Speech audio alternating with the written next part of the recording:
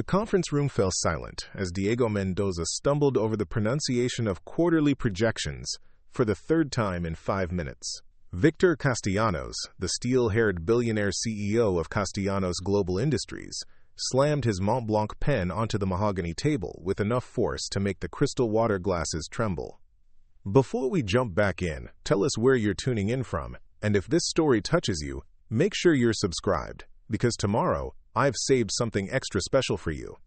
This is embarrassing, Victor declared, his voice cutting through the awkward tension like a blade. We're about to finalize a $2 billion acquisition with Grupo Hernández, and our translator sounds like he learned Spanish from a children's cartoon. The 12 board members shifted uncomfortably in their leather chairs, their eyes darting between Victor and Diego, who stood frozen at the front of the room, his modest gray suit suddenly feeling 2 sizes too small. Diego had been working as a freelance translator for Castellanos Global for 8 months, hired through a staffing agency to handle the increasing volume of Latin American business deals. At 28, he was fluent in 6 languages and held advanced degrees in linguistics and international business, but none of that seemed to matter now as Victor's cold gray eyes dissected him with surgical precision. "Sir, I apologize," Diego began, his slight accent more pronounced under stress. "The technical financial terminology in regional dialects can be challenging to convey with complete accuracy." "Challenging?" Victor interrupted, rising from his chair at the head of the table. At 6'2", with perfectly tailored Armani suits and an aura of absolute authority, he commanded attention effortlessly. "Son, I built this empire by understanding that excuses are the currency of failure. We don't pay for challenging. We pay for results." Margaret Foster, the chief operating officer, cleared her throat diplomatically. "Perhaps we could postpone the presentation until—" "No," Victor cut her off. "The Hernández delegation arrives in 3 hours. We proceed." He turned back to Diego with a predatory smile. "Tell you what, kid, since you're struggling with the big words, why don't you just focus on the simple stuff? When Señor Hernández asks about our quarterly performance, you can say, 'Very good.'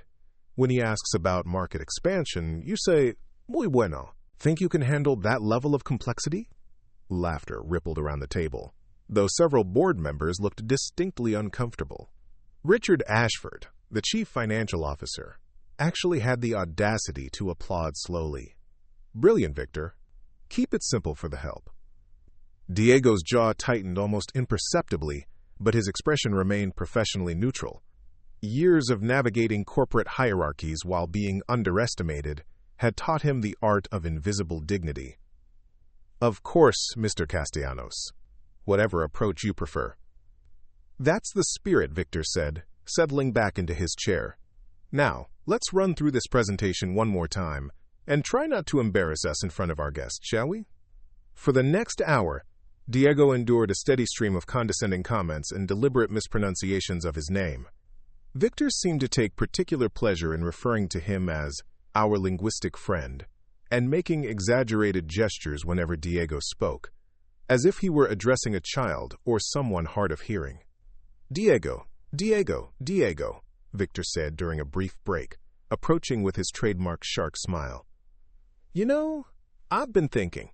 Maybe translation isn't your calling. Have you considered lawn care? I hear there's good money in maintaining the estates of successful people." The room erupted in uncomfortable chuckles. Sarah Chen, the youngest board member and recently appointed head of international development, stared at her laptop screen, her face flushed with second-hand embarrassment. Even she didn't dare challenge Victor Castellanos directly. Diego nodded with practiced grace. "I appreciate your career guidance, sir. For now, I'll focus on ensuring your business relationships remain strong through clear communication." "Good boy." Victor patted Diego's shoulder with mock affection. Such a positive attitude. That's exactly the kind of servant mentality that keeps the world running smoothly. What Victor Castellanos didn't know, couldn't possibly have imagined as he humiliated Diego in front of his executive team, was that the quiet young man adjusting his wire-rimmed glasses and organizing his translation notes carried secrets that would shatter the foundation of everything Victor believed about his life, his legacy, and his very identity. The meeting concluded with Victor's final instruction to smile and nod a lot during the afternoon negotiations. As the board members filed out, Several offered Diego apologetic glances, but none dared to voice their discomfort with their CEO's behavior. In Victor Castellanos' world, loyalty meant silence, and dissent was a luxury few could afford. Diego gathered his materials methodically, waiting until the room emptied before allowing himself a moment to process what had just occurred.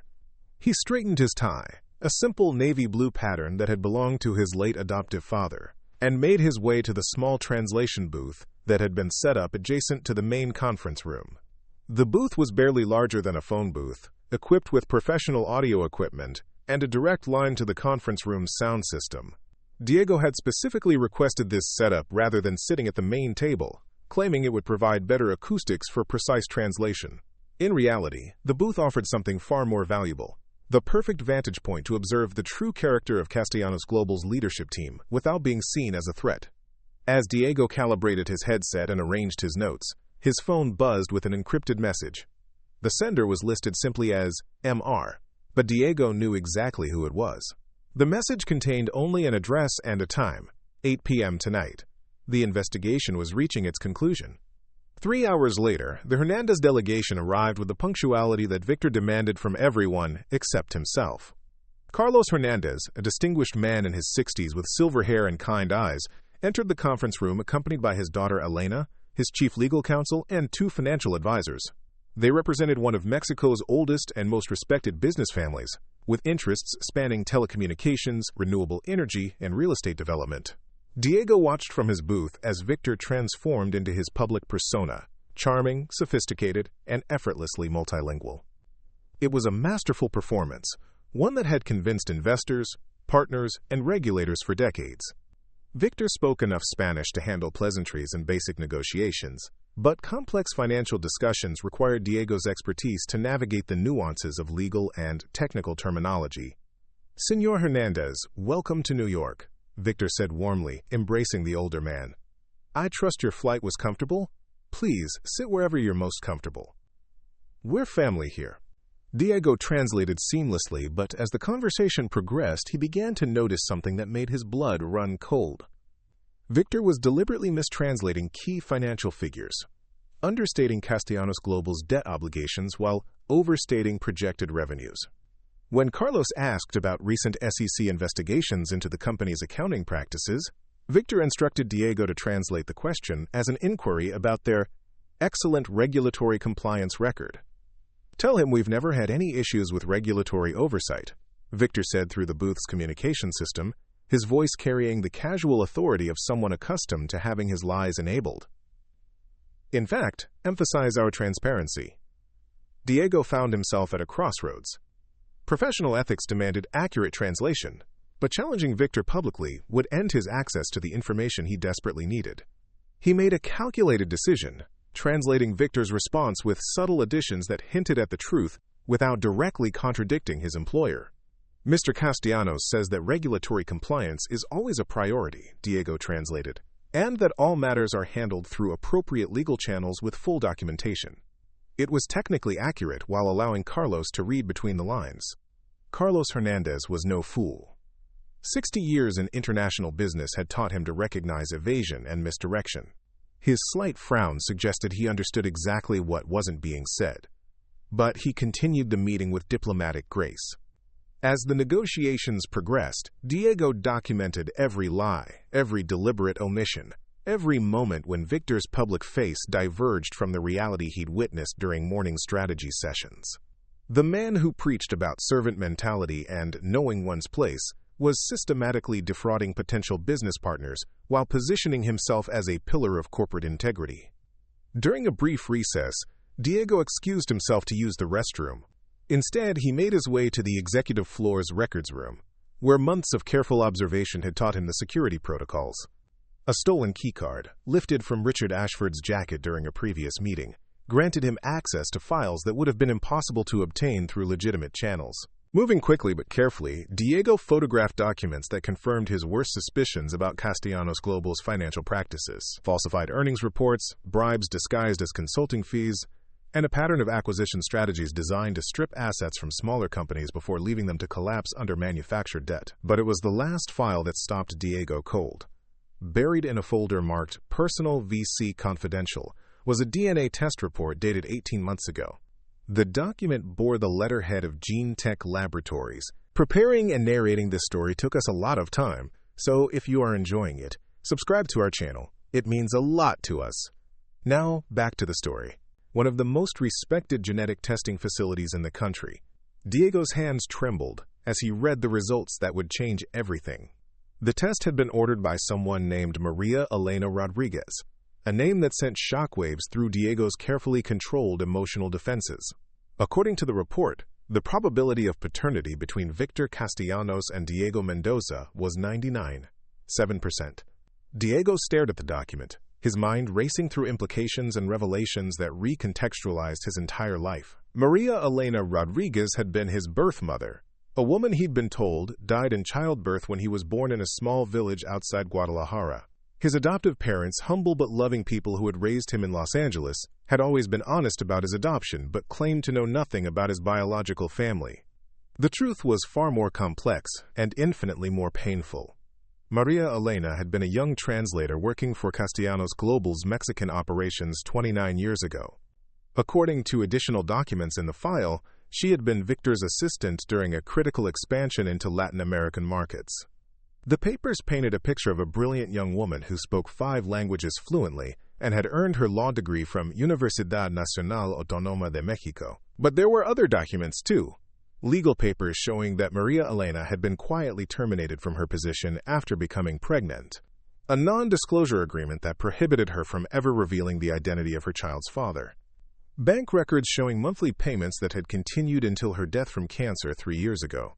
Victor Castellanos had known about Diego's existence for 18 months. The DNA test had been ordered after Maria Elena, dying and desperate, had finally broken her silence and contacted Victor to inform him about his son. She had died before they could meet, but not before ensuring that the test results would eventually reach Diego through a trusted friend.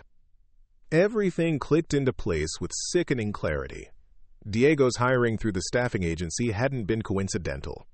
Victor had orchestrated it, bringing his unknown son into the company not out of paternal affection, but to observe him, to measure him, perhaps even to humiliate him for the inconvenience of existing.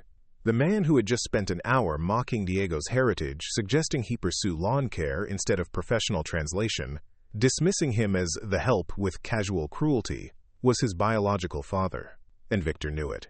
Diego carefully returned the files to their exact positions, his movements automatic while his mind struggled to process the magnitude of what he'd discovered. He made his way back to the translation booth, where the Hernández delegation was returning from their own recess, and forced himself to focus on the task at hand. But now every word carried different weight. When Victor spoke about family values and the importance of knowing where you come from, Diego heard layers of meaning that cut like razors. When Carlos Hernández mentioned his own children and the legacy he hoped to leave them, Victor's response about not everyone being worthy of inheritance felt like a direct attack. The meeting concluded with cautious optimism from the Hernández side and smugness from Victor. As the Mexican delegation departed with promises to review the proposal and respond within a week, Victor's mask slipped back into its casual cruelty. "Well, that went better than expected," he announced to his remaining team members. "Despite our linguistic limitations."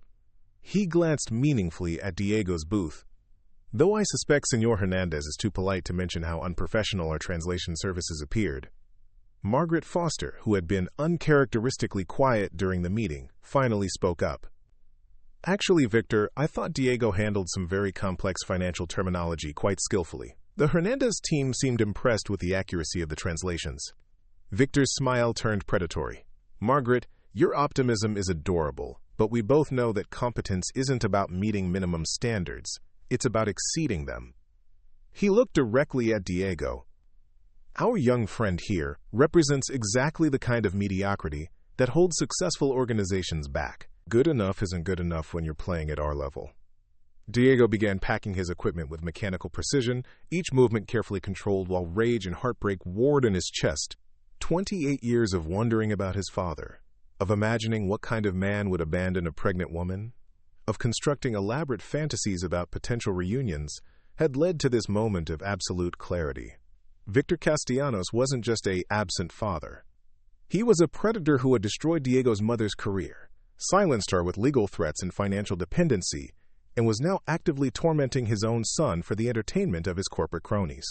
As the conference room emptied, Victor lingered, ostensibly reviewing his notes but clearly waiting for Diego to finish his cleanup. When they were alone, he approached the translation booth with the lazy confidence of a man who had never faced real consequences for his actions. "Diego, a word?" Victor's tone was conversational, almost friendly. "I want you to know that despite today's rough patches, I see potential in you. Raw, unrefined potential, but potential nonetheless." Diego looked up from coiling audio cables, his expression carefully neutral. "Thank you, sir. I appreciate any feedback that might help me improve my performance." "That's exactly what I like to hear," Victor said, leaning against the booth's doorframe. "Humility, recognition of one's limitations. It's a rare quality in young people today." He paused, studying Diego with calculating eyes. "Tell me, what do you know about your family background? Your parents? Your heritage?" The question hung in the air like a loaded weapon. Diego met Victor's gaze steadily, recognizing the test for what it was. "My adoptive parents raised me in Los Angeles. They're good people who taught me the value of hard work and education. As for my biological family, I never had much information about them." "Adoptive parents," Victor repeated, as if the words tasted interesting. "That must have been difficult, growing up without knowing where you came from. Identity is so important, don't you think? Understanding your bloodline, your legacy, your place in the natural order of things." Diego's hand stilled on the equipment. "I've always believed that character matters more than circumstances of birth. My adoptive parents taught me that we're defined by our choices, not our DNA." Victor laughed, a sound devoid of genuine humor. "How wonderfully naive. DNA is everything, Diego. It determines intelligence, ambition, the capacity for leadership. Some people are born to lead, others to follow. Some to create wealth, others to serve those who do." He straightened up, adjusting his platinum cufflinks. "The sooner people accept their natural roles, the happier everyone becomes." "And how does someone determine their natural role?" Diego asked, his voice steady despite the storm raging inside him. "Oh, it becomes obvious quickly enough," Victor replied. "Leaders emerge naturally. They command respect, inspire loyalty, make the difficult decisions that others can't handle. Followers reveal themselves just as clearly. They need structure, guidance, someone to tell them what to do and how to do it." His smile was razor sharp. "It's not a value judgment, simply a biological reality. The world needs both kinds of people." Diego nodded thoughtfully. "That's an interesting perspective, Mr. Castellanos. And what happens when someone discovers that their perceived role might not match their biological reality?" Something flickered in Victor's eyes, too quick to identify but unmistakably dangerous. "I'm not sure I follow your meaning." "Just hypothetically," Diego continued, his tone remaining conversational. "What if someone spent their life believing they were one thing, only to discover they were actually something else entirely? That their fundamental understanding of themselves was based on incomplete information?" Victor's jaw tightened, almost imperceptibly. "Well, I suppose that would depend on the nature of the discovery. Some truths are liberating. Others are simply inconvenient facts that serve no purpose, except to create unnecessary complications." "Complications for whom?" "For everyone involved," Victor said curtly. "Sometimes ignorance truly is bliss, Diego. Sometimes the truth serves no one's interests, especially when it concerns events that can't be changed or relationships that can't be acknowledged." The two men stared at each other across a chasm of unspoken knowledge, each aware that the other was dancing around truths that could destroy lives, reputations, and carefully constructed narratives. Diego saw his father for exactly what he was, a man so consumed by his own image that he would deny his own son rather than risk any inconvenience to his manufactured legacy. "I should finish cleaning up," Diego said finally. "I'm sure you have more important matters to attend to." "Indeed I do," Victor replied, his mask of casual friendliness sliding back into place. "But Diego, I want you to remember our conversation today, about knowing one's place, about accepting reality instead of chasing impossible dreams." He paused at the doorway. "Some doors are meant to stay closed. Some family trees are better left unexamined. I trust you understand my meaning. After Victor left, Diego remained in the translation booth for another 20 minutes, ostensibly organizing his equipment but actually processing the full weight of what had just occurred. His biological father had not only acknowledged his existence, but had deliberately chosen to torment him while simultaneously warning him to remain silent about their connection. The cruelty was breathtaking in its precision. Victor could have simply ignored Diego, could have refused to hire him, could have treated him with professional indifference. Instead, he had chosen to bring his son into his orbit specifically to demonstrate his power, to show Diego exactly what he was being denied and why he would never be worthy of it. But Victor had made a critical miscalculation. He had assumed that Diego was exactly what he appeared to be, a struggling translator grateful for steady work, and too intimidated to challenge authority. He had no idea that Diego Mendoza was not just the abandoned son seeking acknowledgement, but something far more dangerous to a man with Victor's secrets. As Diego finally left Castellanos Global's headquarters that evening, walking past the marble lobby with its bronze plaques commemorating the company's, quote, commitment to integrity and family values, he made a decision that would change everything. Victor Castellanos wanted to play games with family secrets and biological destiny. Diego would show him exactly what kind of legacy their shared DNA had created. But first, he had an appointment to keep. The encrypted message from MR had specified 8 o'clock, and Maria Rodriguez, investigative journalist for the Financial Tribune and Diego's secret partner in exposing Castellanos Global's corruption, was expecting a full report on the day's developments.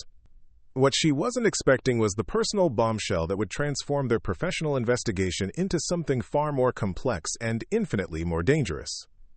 Because Maria Rodriguez wasn't just any journalist.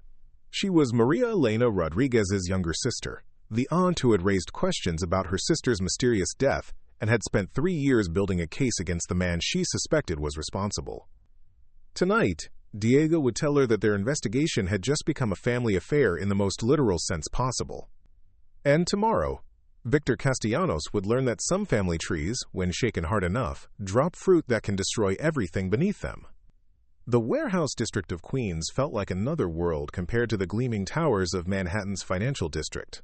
Diego navigated the narrow streets between converted industrial buildings, following GPS coordinates that led him to a nondescript brick structure with darkened windows and a single steel door marked only with numbers. Maria Rodriguez was waiting in the shadows beside the entrance, her laptop bag slung over her shoulder and her dark hair pulled back in a severe ponytail. At 35, she had the lean, alert look of someone who had spent years chasing stories that powerful people preferred to keep buried. Her reputation at the Financial Tribune was built on meticulous research and an almost supernatural ability to connect seemingly unrelated financial irregularities into devastating exposés. "You're late," she said without preamble, unlocking the door with a key she produced from her jacket pocket. "And you look like hell. What happened at the meeting?" Diego followed her into a space that had been converted into a sophisticated surveillance operation. Banks of monitors displayed financial documents, corporate organizational charts, and transcripts of recorded conversations. Filing cabinets lined the walls, each labeled with dates and company names. This was Maria's private investigation center, funded by a combination of her own savings and anonymous tips from whistleblowers who trusted her reputation for protecting sources. "Victor knows," Diego said without preamble, settling into one of the chairs facing the main workstation. "He's known about me for 18 months, maybe longer." The hiring wasn't coincidental. Maria's fingers froze over her keyboard. "What are you talking about?" Diego pulled out his phone and showed her the photographs he had taken of the DNA test and accompanying documents. Maria's face went through a series of expressions as she processed the information. Confusion, disbelief, recognition, and finally, a cold fury that transformed her features into something dangerous. "That bastard," she whispered, her voice carrying a venom that surprised Diego with its intensity. "That absolute bastard. He knew who you were, and he brought you in anyway. He wanted to humiliate his own son." "There's more?" Diego said quietly. "Maria Elena Rodriguez, your sister. She was my birth mother." The silence that followed was profound and terrible. Maria stared at the documents, her hands trembling slightly as she absorbed the full implications of what Diego had discovered. When she finally looked up, tears were streaming down her face, but her expression was one of fierce determination rather than grief. "She never told me," Maria said, her voice barely above a whisper. "Elena died believing that no one would ever know the truth about what he did to her. She made me promise never to investigate her time at Castellanos Global, never to ask questions about your father's identity." She laughed bitterly. She was protecting him even in death. Diego reached across the desk and took her hand. She was protecting us. All of us. She knew what kind of man Victor is, what he's capable of when his reputation is threatened. Maria squeezed his hand, then pulled away and began typing furiously. 29 years. He's had 29 years to acknowledge you, to provide for you, to be any kind of father at all. Instead, he destroyed Elena's career, forced her into silence, and now he's playing games with your life for his own entertainment. The question is, what do we do about it? Diego asked.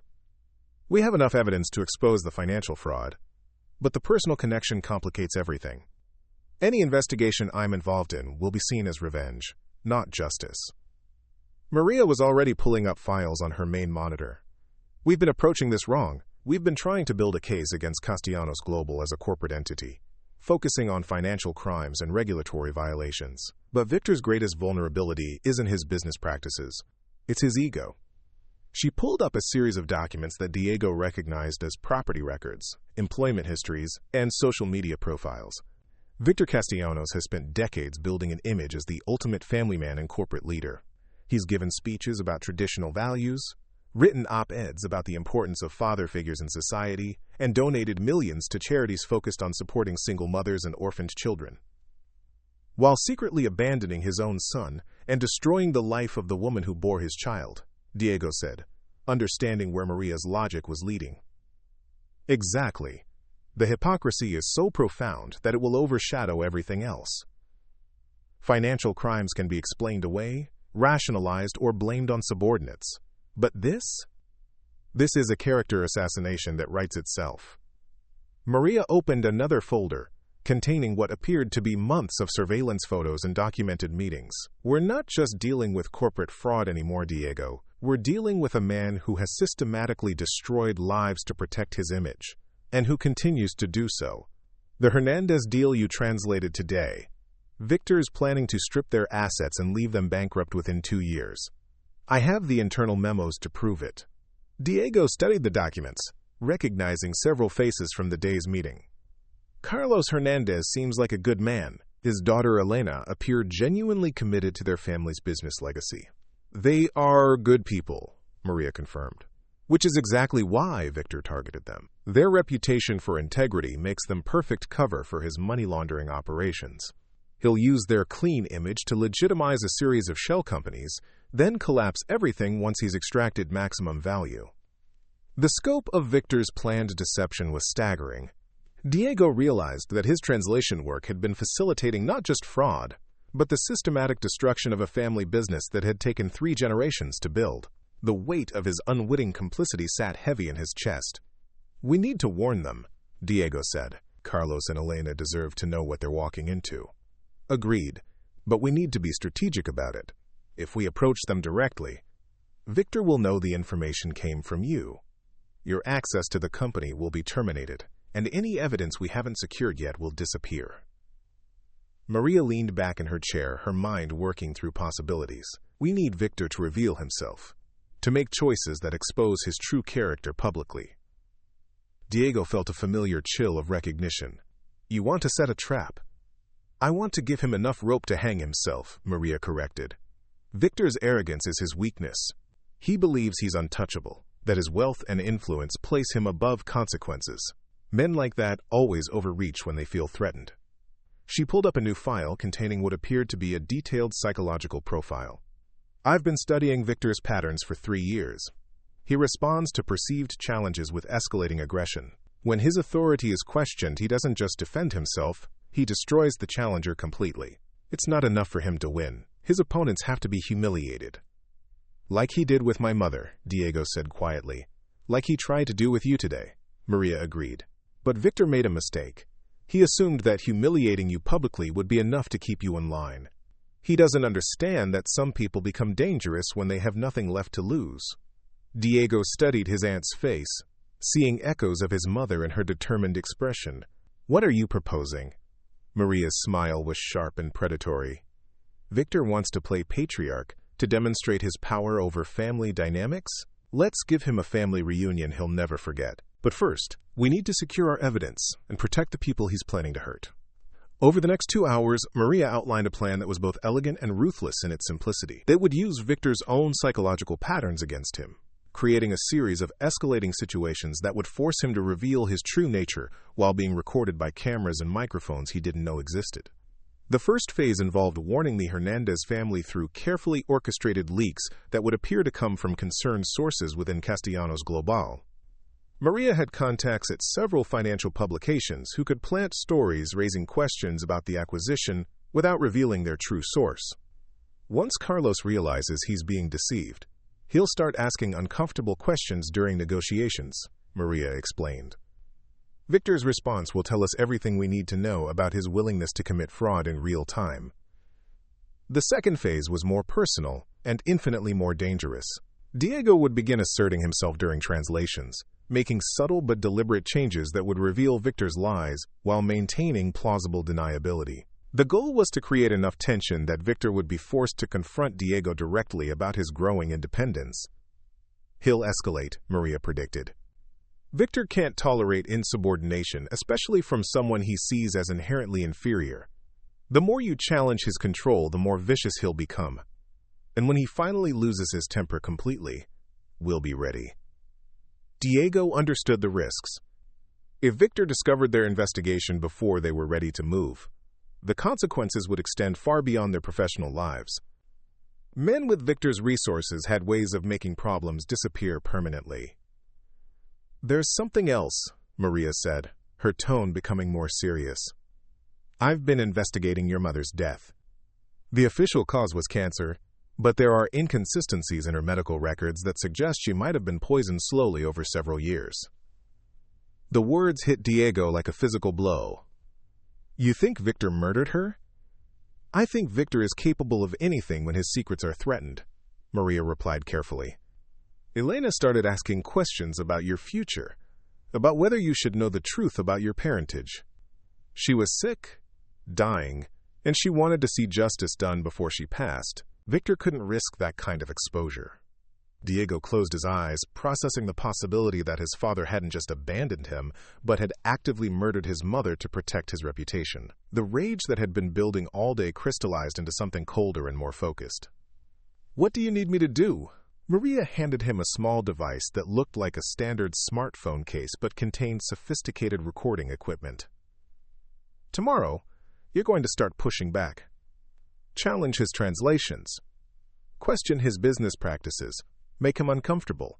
This will record everything with crystal clarity." She also provided him with a modified earpiece that would allow her to feed him information in real time. "I'll be monitoring Castellanos Global's communications and can alert you to important developments as they happen. Victor thinks he's playing chess, but we're about to show him what happens when the pieces start moving on their own." The warehouse meeting concluded with Diego feeling simultaneously terrified and empowered. For 28 years, he had wondered about his biological father, constructing elaborate fantasies about eventual reconciliation and acceptance. Now he understood that his real family had been the people who raised him with love and dignity, while his biological connection was to a monster who viewed human relationships as tools for manipulation and control. Diego returned to his modest apartment in Astoria, a one-bedroom space that had seemed perfectly adequate until today's revelations about his father's wealth. As he prepared for bed, he found himself thinking about the choices that had led to this moment. His adoptive parents had sacrificed to send him to college, had celebrated his academic achievements, had never once made him feel inferior or unwanted. Victor Castellanos, despite possessing unlimited resources and knowing about Diego's existence for 18 months, had chosen cruelty over curiosity, humiliation over acknowledgement. The contrast couldn't have been more stark or painful. Diego's phone buzzed with a text message from an unknown number. "Looking forward to working with you again tomorrow. Remember what we discussed about knowing one's place." "Sweet dreams, son," The casual cruelty of the message, the mocking use of son from a man who had spent the day suggesting Diego pursue landscaping instead of professional translation, crystallized Diego's resolve. Victor wanted to play games with family dynamics. Diego would show him exactly what kind of son he had created. The next morning arrived gray and drizzly, matching Diego's mood as he prepared for what would likely be the most important day of his professional life. He dressed carefully in his best suit, a charcoal gray outfit that his adoptive father had helped him pick out for job interviews. The contrast with his usual modest attire was subtle but significant. Today, Diego intended to look like someone who belonged in corporate boardrooms rather than someone grateful for the opportunity to be there. Castellanos Global's headquarters buzzed with unusual activity as Diego arrived. Security guards were more numerous and alert than usual, and several employees he didn't recognize were setting up additional equipment in the main conference room.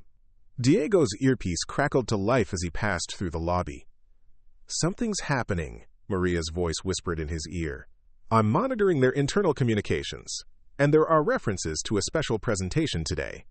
Victor's called an emergency board meeting for this afternoon." Diego made his way to the translation booth, but found it had been moved. Instead of the small, concealed space adjacent to the conference room, his equipment was now set up at a visible station near the main table. The change was clearly deliberate, designed to make Diego more prominent and therefore more vulnerable to scrutiny. "Mr. Mendoza," called Margaret Foster as she entered the room carrying a stack of documents. "Victor would like to see you in his office before the morning session begins. He has some specific instructions about today's translations." Diego's pulse quickened, but he maintained his professional composure. "Of course. Should I bring my equipment?" "No need. This is just a brief conversation about expectations and protocols." Victor's office occupied the entire northwest corner of the 42nd floor, with floor-to-ceiling windows offering panoramic views of Central Park and the Hudson River. The space was designed to intimidate. With dark wood paneling, leather furniture, and walls lined with awards, photographs of Victor with various celebrities and politicians, and degrees from prestigious universities. Victor was standing at the windows when Diego entered, his silhouette backlit by the gray morning sky. He didn't turn around immediately, letting the silence stretch until it became uncomfortable. "Diego," he said finally, his voice carrying a false warmth that was somehow more unsettling than outright hostility. Come in. I wanted to have a private conversation before today's activities begin." "Of course, sir. How can I help you?" Victor turned, and Diego was struck by how different he looked in the morning light. The previous day's polished confidence had been replaced by something harder and more calculating. Dark circles under his eyes suggested he hadn't slept well, and there was a tension in his shoulders that spoke of a man under significant stress. "I've been thinking about our conversation yesterday, about family and identity, and the importance of understanding one's place in the world," Victor began, settling behind his massive desk.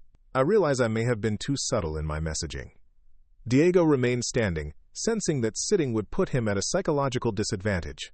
"I'm not sure I understand, sir." "Of course you don't," Victor said with a smile that didn't reach his eyes. "That's exactly the problem. You see, Diego, there are certain realities about our professional relationship that need to be clarified. Certain boundaries that must be respected." He opened a folder on his desk and pulled out a document that Diego recognized with a chill of recognition. It was his employment contract with the staffing agency, but it had been heavily annotated with red ink. "According to the terms of your agreement, your employment can be terminated immediately for any violation of company policies or professional standards," Victor read aloud. "Insubordination, unauthorized access to confidential information, or any action that could be construed as detrimental to the company's interests." Diego felt the recording device in his pocket, grateful for Maria's foresight. "I wasn't aware that I had violated any policies, sir." "Weren't you?" Victor leaned forward, his gray eyes locked on Diego's face. "Yesterday afternoon, after our meeting with the Hernández delegation, building security cameras recorded you accessing areas of the executive floor without authorization. Specifically, the records room."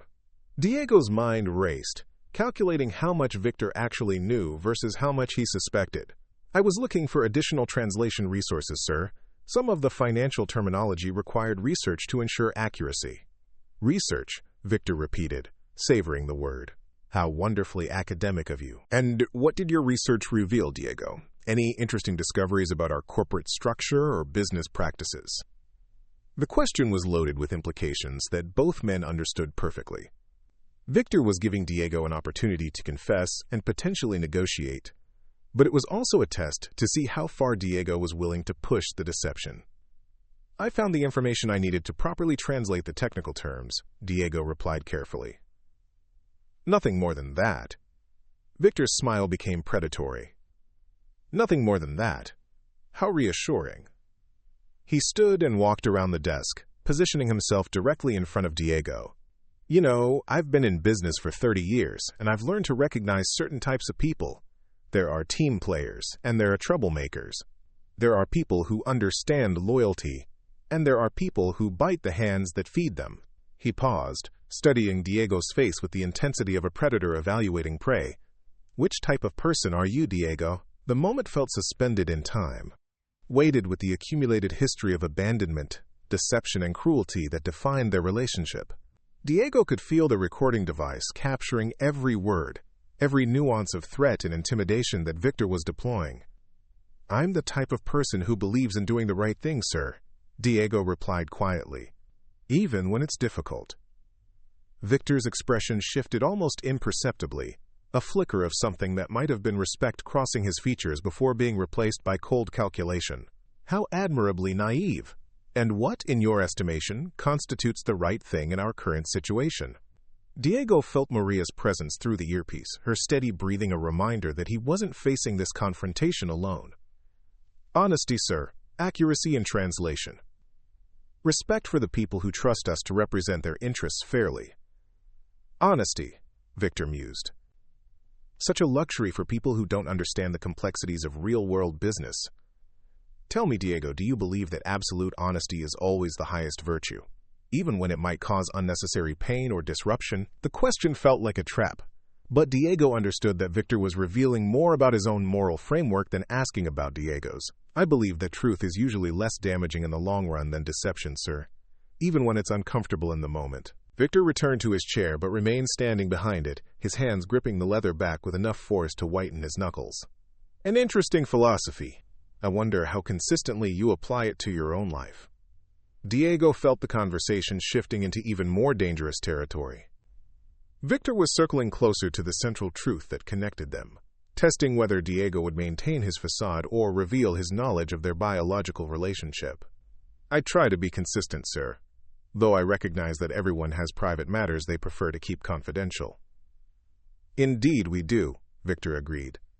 "Private matters that are best left undisturbed, especially when their revelation might create complications for innocent parties."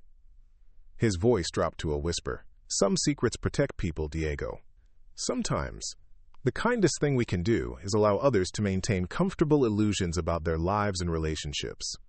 Diego understood the implicit threat. Victor was offering him a final opportunity to retreat, to accept the comfortable illusion of being merely an employee rather than an unacknowledged son. The offer came with the clear understanding that rejection would bring consequences. "Sometimes, sir," Diego replied carefully, "people have the right to know the truth about their own lives, regardless of how others might prefer to manage that information." The silence that followed was electric with tension. Victor's mask of corporate civility finally slipped completely, revealing the cold fury that lay beneath his carefully constructed public persona. "You ungrateful little bastard," he said quietly, the words carrying more venom than any shouted threat. "I gave you an opportunity, a chance to work in a professional environment, to better yourself. And this is how you repay me? With threats and insubordination?" Diego remained motionless, letting Victor's words flow into the recording device while maintaining eye contact. "I'm not sure what threats you're referring to, sir. I've simply been trying to do my job to the best of my ability." Victor laughed, a sound devoid of any humor. "Your job?" "Yes, let's discuss your job, shall we? Your job is to translate what I tell you to translate, exactly as I tell you to translate it. Your job is to facilitate business relationships that serve this company's interests. Your job is not to play investigative journalist or moral guardian." He walked to the windows, his back to Diego as he continued speaking. "Some people seem to forget that employment is a privilege, not a right. That privilege can be revoked at any time, for any reason. And when it is revoked, all associated benefits disappear as well. Access to our facilities, our resources, our protection. The threat was unmistakable. Victor was making it clear that challenging him would result not just in termination, but in active retaliation. Diego wondered how many other people had received similar warnings over the years. How many potential whistleblowers had been silenced by the combination of financial pressure and implied physical danger. "I understand, sir," Diego said quietly. "You're explaining the terms of my continued employment." "Exactly," Victor replied, turning back to face him. "I'm explaining reality, the reality of power, influence, and consequences. The reality that some battles can't be won, regardless of how righteous the cause might seem." Diego felt a surge of clarity that cut through his fear and anger.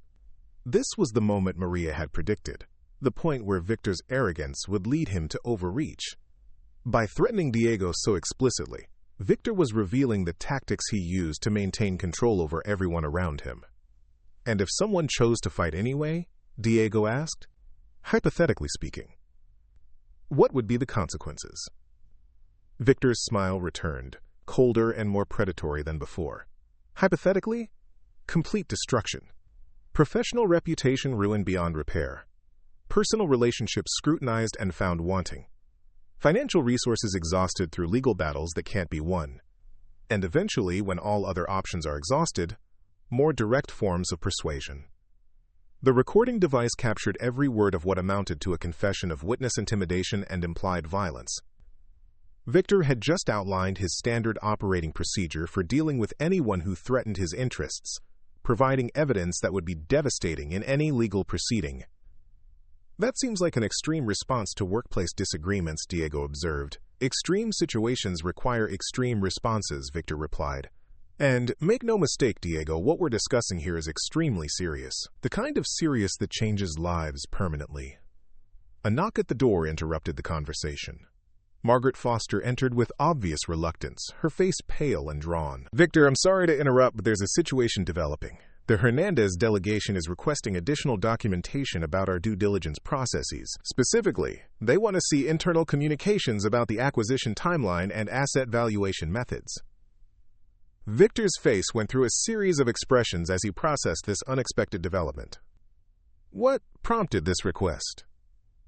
"Apparently they received some information this morning that raised questions about our financial projections," Margaret replied carefully. "Carlos is asking for a conference call with our auditing firm to verify certain figures." Diego felt a surge of satisfaction. Maria's first phase was already working.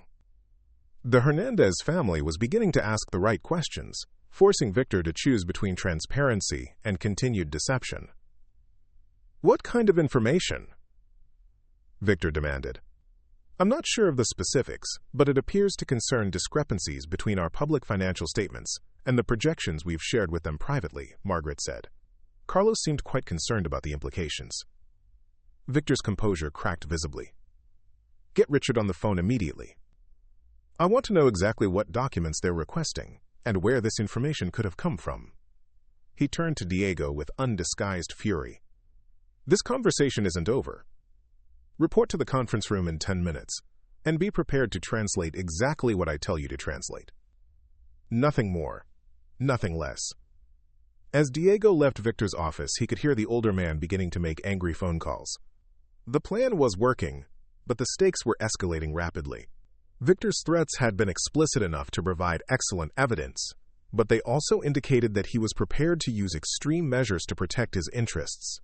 Diego made his way to the conference room, where the atmosphere was noticeably different from the previous day. The Hernández delegation had arrived early and was already reviewing documents with obvious concern. Carlos looked older and more tired than he had yesterday, while his daughter Elena appeared genuinely distressed. The translation equipment had been set up at the main table, making Diego a central figure in the upcoming confrontation rather than an invisible facilitator. As he tested his audio connections, he could hear Maria's voice in his earpiece. "Phase 1 is working perfectly," she whispered. Carlos received anonymous tips about Castellanos Global's accounting irregularities early this morning. He's asking exactly the right questions. Stay calm and translate accurately, no matter what Victor tells you to do.